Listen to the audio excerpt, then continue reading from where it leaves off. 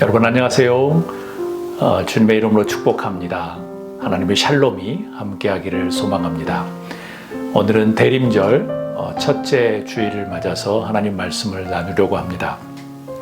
제목은 보시옵소서 보시옵소서라는 제목으로 말씀을 나누려고 합니다.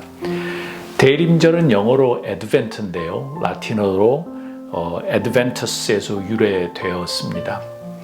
크리스마스 전 4주 전부터 예수님의 성탄과 다시 오심을 기대하며 나아가는 그런 절기이지요. 색으로는, 예전 색으로는 기다림을 뜻하는 보라색을 가지고 있습니다. 대체적으로 대림절 제1주일은 12월 27일부터 그리고 12월 3일 사이에 이루어집니다. 공식적으로 대림절 전례가 포함된 것은 서기 567년에 추르 공의회였습니다. 당시 12월 한 달 동안 수도사들에게 성탄절까지 매일 금식하라는 그런 명령이 있었죠. 그럼에도 정확히 언제부터 대림절이 시작됐는지는 잘 모릅니다. 성서 역사로 보면 하나님의 말씀이 침묵했던 시기가 있었습니다. 소 선지자였던 말라기 선지자의 예언 활동 이후에 신약 시대 그 중간인데요. 그 시간 동안 성서에 기록이 없습니다. 대략 400여 년간의 시대를 우리는 중간 시대라고 부릅니다. 성서에 기록이 없다고 하지만 하나님의 구속사적인 움직임은 중단된 적이 없었습니다. 이 시간에 구약 선지자들의 예언의 내용들이 이루어지도록 더욱 농있게 만들었던 그런 시대였습니다. 중간사 시대에는 어떤 일이 일어났을까요? 국제적으로 아주 큰 일이 일어났죠. BC 400년경에 그 바사 제국을 알렉산더 대왕이 멸망시킵니다. 그 유명한 알렉산더 대왕이 함락시킴으로써 이제 헬레니즘, 헬라 시대가 막이 오르는 것이죠. 그리스가 세계를 정복하는 시대가 되었습니다. 알렉산더 대왕이 죽은 후에는 4명의 장군이 제국을 분할해서 지배했습니다. 그리고 1660년경 마카비 혁명이 일어나기 전까지 헬라 시대였고요. 마카비 가문이 헬라파 반대 혁명으로 이스라엘의 성전을 재복원하고 로마의 유대 독립권을 인정받습니다. 그런 후 하스몬 왕조를 지난 후에 이제 로마의 시대가 시작됩니다. BC 63년에 로마 장군 폼페이의 예루살렘 정령으로 로마의 식민지가 이스라엘은 됩니다. 이런 역사적 배경 가운데 구약의 예언대로 예수님이 태어날 준비를 하셨던 것이에요. 이사야서, 오늘의 본문 말씀 이사야서는 1장부터 39장을 제1 이사야, 그리고 40장부터 55장을 제2, 그리고 56장부터 66장을 제3 사야라고 말합니다. 제1사야는 이사야가 기록하고요. 제2와 제3은 이사야의 이름을 빌렸지만 다른 사람이 기록한 것입니다. 이사야에 나타난 어떤 메시지는 정의와 평화가 아주 굴러다니는 돌처럼 절망적인 상황에서 하나님의 심판을 경고하지요. 그리고 나중에 정의의 기초 위에서 세워진 하나님의 생명과 그리고 평화의 하나님 나라에 대한 비전과 희망을 이야기하고 있습니다. 그런데 40장 이후부터는 조금 내용이 다릅니다. 40장부터는 바벨론 포로 생활에서 돌아온 이스라엘에 대한 구원과 위로를 이야기하고 있습니다. 시대적으로 보면 39장까지 내용과 40장 이후의 내용이 200년 정도 차이를 두고 내용이 전혀 달랐다는 거예요. 오늘 대림절 첫 주를 맞아서 오늘 본문 말씀은 이사야 64장 1절에서 9절입니다. 우리 1절에서 4절까지 우리 한 목소리로 읽어보도록 하겠습니다.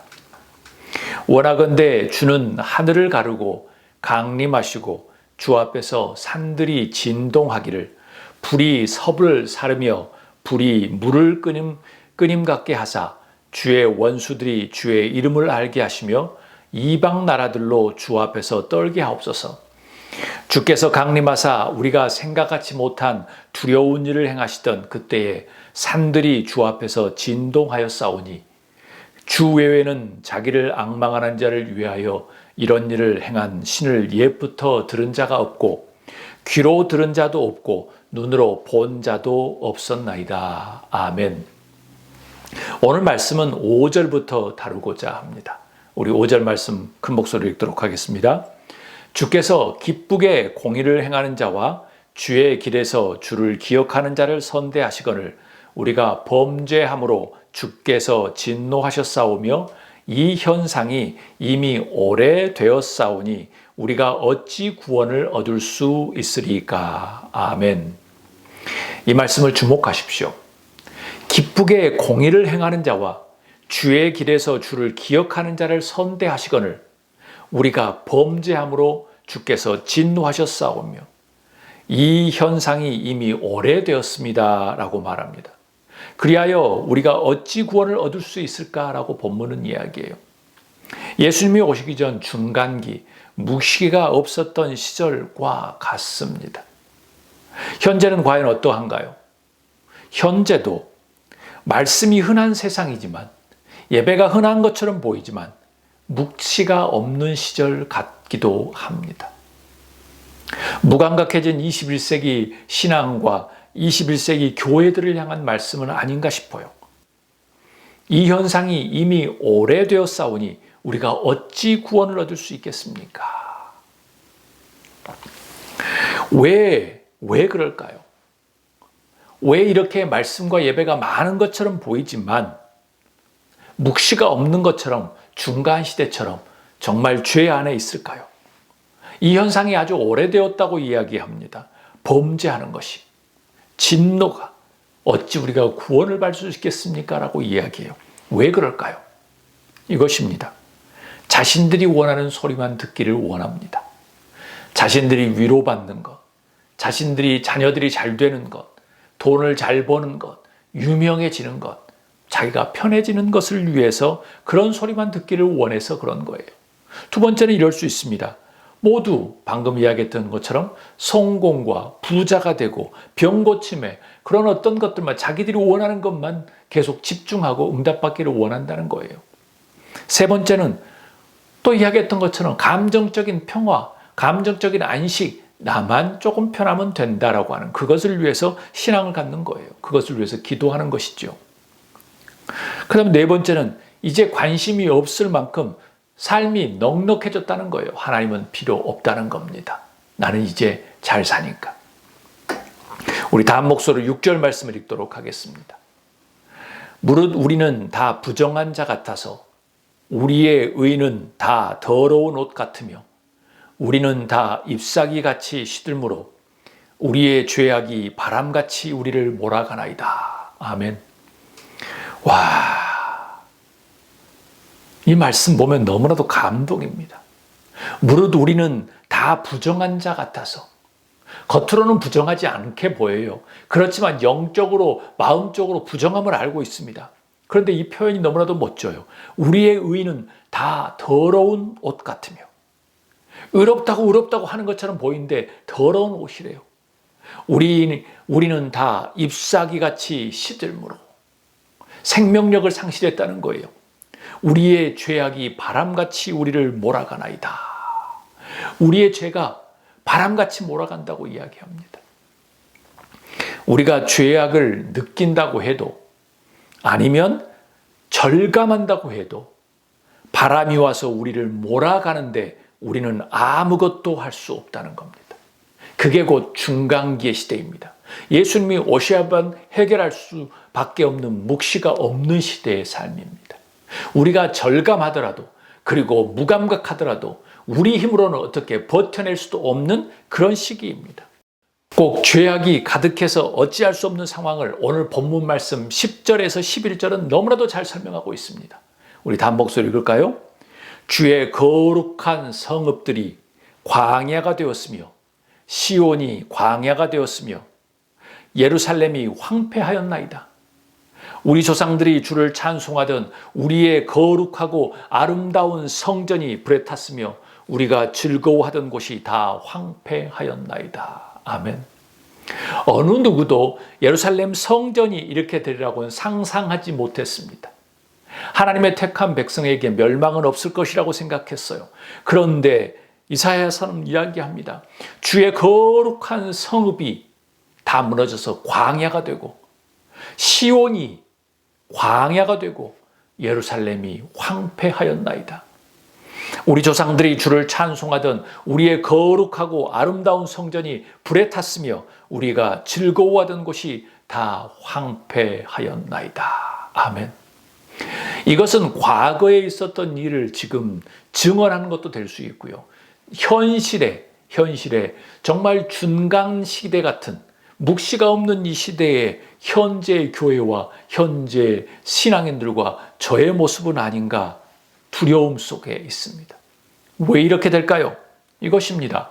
문화와 흐름이 그렇게 신앙을 무력하게 만듭니다.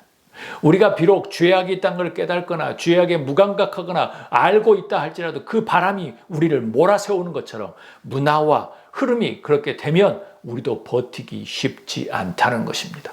어찌 예수님이 오시기 전에 이스라엘이 멸망하는 그 순간에 400년 동안 하나님의 묵시가 없었겠습니까?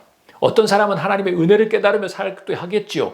신앙 안에서 사는 사람도 있었을 거예요. 그렇지만 묵시가 없었던 것은 전체적인 문화와 흐름이 그랬다는 거예요.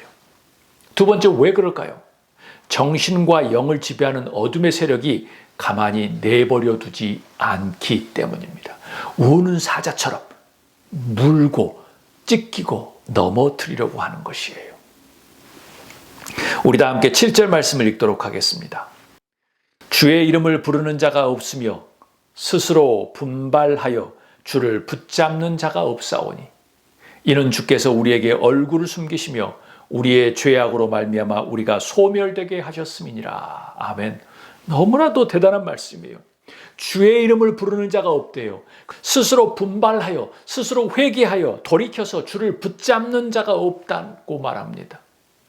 이는 주께서 우리의 얼굴을 숨기시고 우리의 죄악으로 말미암아 우리가 소멸되게 하셨음이니라. 아멘. 묵시가 없는 시기, 묵시가 없는 하나님의 음성이 없고 하나님의 말씀이 없는 시기는 어떤 의미일까요? 임발입니다. 주의 이름을 부르는 자가 없고 스스로 회개하거나 분발하는 자도 없고 그리고 주님을 붙들려고 하는 자도 없다는 거예요. 이런 중간기가 있으면 그 다음에 메시아가 오셨습니다. 그럼 지금 시대에는 외적인 모습으로 보면 주의 이름을 부르는 사람도 많고 스스로 분발하는 자도 많고 그리고 붙잡으려고 하는 사람도 많이 있는데 우리는 어떻게 이해해야 될까요? 이유는 하나님께서 얼굴을 숨기시고 그리고 하나님께서 정말 고의적으로 우리를 소멸되게 하시려고 하는 목적이 있으면 우리도 어쩔 수 없습니다. 중간 시대처럼 말이죠. 예수님이 다시 오시거나 예수님이 재림하셔야 되는 이유가 명확하게 되면 우리가 깨닫고 우리가 분별하는 사람이 있고 우리가 열심히 한다 할지라도 그 시대에는 하나님의 우리의 죄악 때문에 하나님의 얼굴을 숨기시고 소멸시키신다는 말씀입니다. 이것이 끝일까요? 전혀 아닙니다. 당연히 예수님께서 다시 오시죠. 중간 시대의 그 암울했던 시대였지만 예수님께서 구원자로 태어나셨기 때문에 그렇습니다. 그게 끝이 아닙니다. 그럼 우리에게 필요한 것은 무엇일까요? 특별히 대림절에 우리가 필요한 것은 무엇일까요? 우리 8절 말씀을 다 함께 읽도록 하겠습니다. 그러나 여호와여 이제 주는 우리 아버지시니이다. 우리는 진흙이요 주는 토기장이시니 우리는 다 주의 손으로 지으신 것이니이다. 아멘. 얼마나 멋진 고백일까요? 우리에게 필요한 고백이 이것입니다. 희망이 없어 보이고 암울해 보이고 어둠이 있고 하나님의 음성이 없어 보이고 하나님을 붙들려고 하는 사람도 없고 하나님 앞에 정말 분발하는 사람도 없고 예배하는 사람도 없는 것처럼 느껴질 때 이렇게 고백해야 합니다. 하나님을 인정하고 창조주를 인정하는 것이 필요합니다. 여호와여 이제 주는 우리 아버지시니이다. 우리는 진흙이요 주는 토기장이시니 우리는 다 주의 손으로 지으신 것입니다. 아멘. 여러분들 우리가 중간 시대처럼 암울하고 힘들고 더 이상 예배가 매력적이지 않고 하나님을 믿는 사람 찾기가 어려워지는 어려운 시기 속에 하나님을 인정하고 창조주를 인정하는 것이 필요합니다. 예수님이 다시 오시는 것을 고대하기 위해서는요, 우리는 진흙이요 주님은 토기장이시요 우리는 다 주의 지으신 바 됩니다. 이제 주는 우리의 아버지십니다 라고 고백하며 우리가 대림절을 준비하는 여러분과 제가 되기를 주의 이름으로 축복합니다. 우리 다 함께 9절 말씀 읽도록 하겠습니다. 또 무엇이 필요할까요? 여호와여 너무 분노하지 마시오며 죄악을 영원히 기억하지 마시옵소서. 구하오니 보시옵소서 보시옵소서. 우리는 다 주의 백성이니이다. 아멘. 하나님의 긍휼을 구하는 것이 필요해요. 보시옵소서 보시옵소서. 예수님이 다시 오심을 기다리는 마음은 이 마음이 필요한 거예요. 너무 분노하지 마시오며 죄악을 영원히 기억하지 마시옵소서. 구하오니 보시옵소서 보시옵소서. 우리는 다 주의 백성입니다. 긍휼의 증거로 예수님이 이 땅에 오셨습니다. 우리가 긍휼을 필요로 긍휼을 위해서 보시옵소서 보시옵소서 우리를 불쌍히 여기소서라고 기도했을 때 하나님은 예수님을 통해서 응답하셨고 예수님을 이 땅에 보내셔서 십자가에 돌아가게 하셨습니다. 어떻게 긍휼을 구해야 할까요? 구체적으로 이야기합니다. 기억하지 마시옵소서. 무엇을요? 죄악을 영원히 기억하지 마시옵소서. 보시옵소서 보시옵소서. 무엇을 보라는 거예요? 우리는 다 주님의 백성입니다 라고 겸허히 기도하며 나아가야 합니다. 그것이 곧 대림절에 우리가 해야 될 귀한 하나님의 은혜입니다. 하나님의 긍휼을 구하는 것, 그리고 기억하지 마옵소서 우리의 죄악을. 보시옵소서 보시옵소서. 우리는 다 주의 백성입니다. 하나님을 인정하고 창조주로 인정하는 것. 우리는 진흙이요 주님은 통기장입니다 라고 인정하며 나아가야 합니다. 그것이 곧 대림절을 준비하고 정말 예수님이 이 땅에 오신 탄생을 기억하고 다시 오실 예수님을 기다리는 마음의 자세입니다. 다 함께 12절 말씀 읽도록 하겠습니다. 여호와여 일이 이러하거늘 주께서 아직도 가만히 계시려 하시나이까. 주께서 아직도 잠잠하시고 우리에게 심한 괴로움을 받게 하시려나이까. 아멘. 대림절을 맞아서 우리는 이런 마음으로 하나님께 긍휼을 구해야 합니다. 여호와여 일이 이러하거늘 지금 현실이 이러하거늘 주께서 아직도 가만히 계시려 하시나이까. 주께서 아직도 잠잠하시고 우리의 심한 괴로움을 받게 하시려나이까. 주님 우리에게 긍휼을 베풀어 주시옵소서. 그렇기 때문에 우리가 주님이 필요합니다. 주님이 이 땅에 오심이 필요합니다. 그래서 재림과 그리고 성탄을 기다리며 주님 앞에 기도하며 나아가는 겁니다. 사랑하는 여러분, 대림절이 시작되었습니다. 대림절 안에 하나님과 정말 잘 동행함으로 예수님이 이 땅에 오셔야만 하는 이유, 오셔야만 하는 필연적인 이유를 잘 알아 깨닫는 여러분과 제가 되기를 주의 이름으로 축복합니다. 다시 오실 예수님, 그리고 탄생하실 예수님을 고대하며 기대하며 기도하며 나아가는 저희와 여러분이 되기를 주의 이름으로 축복합니다.